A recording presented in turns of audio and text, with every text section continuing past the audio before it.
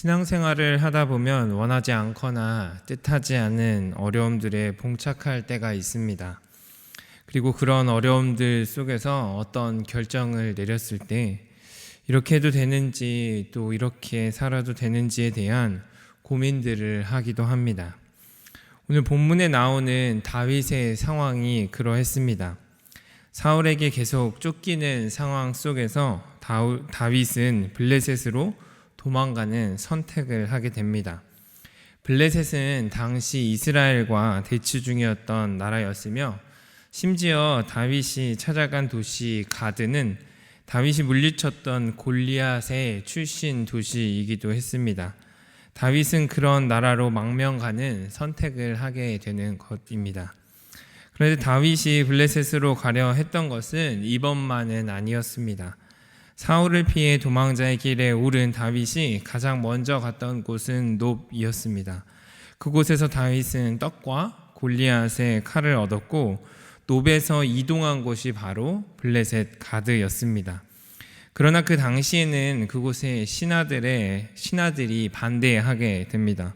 왜냐하면 얼마 전에 골리앗을 죽인 사건을 알고 있었기 때문입니다. 그래서 다윗은 그것에 대한 위기를 느끼고 미친 척을 하고 도망하게 됩니다. 그 후 아둘람 굴로 가게 된 다윗은 함께 생활을 하게 될 400명의 동역자들을 만나게 됩니다. 이처럼 다윗이 다시금 블레셋으로 간다라는 것은 쉽지 않은 선택이었습니다. 그리고 이방 나라로 망명 간다는 것 자체가 정말 이렇게 해도 되는 건지 또 이렇게 살아도 되는 건지에 대한 고민을 하게 되는 순간들이었을 것입니다. 그럼에도 다윗은 사울에게 붙잡힐 것이 걱정이 되어 블레셋으로 가게 됩니다. 이런 다윗의 모습은 지금껏 봐왔던 다윗의 모습과는 다른 모습이라 굉장히 낯설게 느껴지기도 합니다. 그런데 생각해보면 광야에서 많은 사람들을 이끌고 도망자의 생활을 한다는 것 자체가 쉽지 않은 일이었습니다. 그런 상황 속에서 다윗은 망명이라는 선택을 하게 된 것이죠. 아마도 다윗은 그 선택을 위해 수많은 고민들을 했을 것입니다. 마치 우리의 삶과 같습니다. 어느 순간에는 믿음을 잘 지키며 담대히 나아가다가도 상황에 의해 좌절되고 현실에 타협하게 되는 경우가 생기게 됩니다. 그럴 때면 진짜 이렇게 살아도 되는 건가 라는 생각이 들기도 하는 것이죠. 그런데 놀라운 것은 우리가 믿는 하나님께서는 우리가 어려움에 처해 고민하고 또한 바르지 못한 선택을 했을 때에도 그분의 일을 성실하게 해나가시는 분이라는 것입니다. 다시 다윗의 이야기로 돌아와 보겠습니다. 다윗은 함께 동역하는 600명을 이끌고 가드왕 아기스에게로 가게 됩니다. 그때 다윗의 가족들도 함께 가게 되는데 아히노암과 아비가일도 함께 갔습니다. 이 소식을 들은 사울은 다윗을 수색하던 것을 멈추게 됩니다. 그때부터 아기스와의 동거가 시작되었습니다.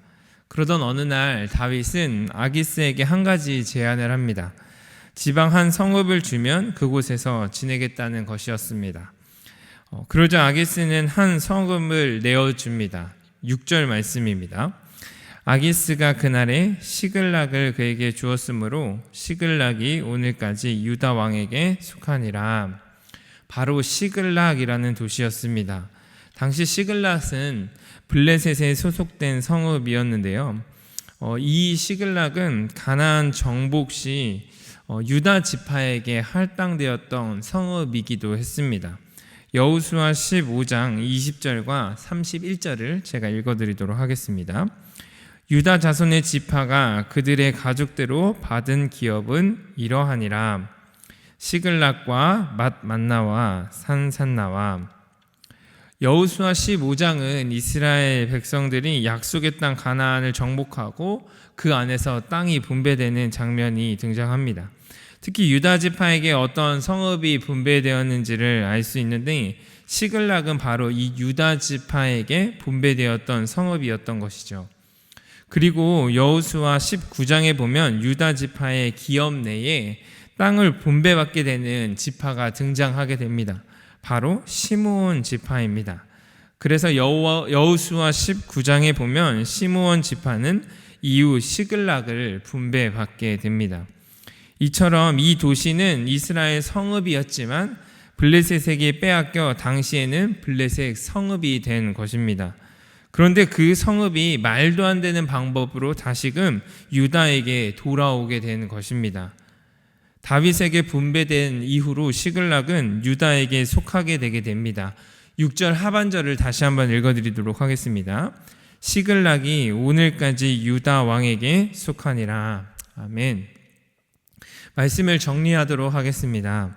다윗은 상황적인 어려움 속에서 내가 이래도 되는지 라는 선택을 하게 되었지만 하나님께서는 그런 다윗의 망명 생활을 통해서도 하나님의 일들을 이루어 가셨습니다. 400년 동안 이스라엘이 정복하지 못했던 땅을 얻어내 유다의 소유로 만들어 주셨습니다. 이처럼 하나님께서는 어려운 상황 속에서도 하나님의 신실하심으로 일하시는 분이십니다. 심지어 내가 인식하지 못한 방법으로 그분의 일을 이루어 가시는 분이 바로 우리가 믿는 하나님이십니다.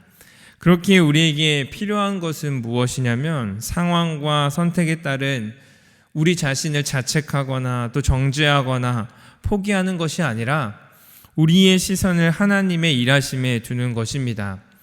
여전히 우리를 하나님의 일하심에 참여시켜 주시는 그 하나님의 은혜와 사랑에 우리의 시선을 옮겨야 하는 것입니다. 오늘 하루가 그러한 하루가 되시길 주님의 이름으로 축원합니다. 함께 기도하겠습니다.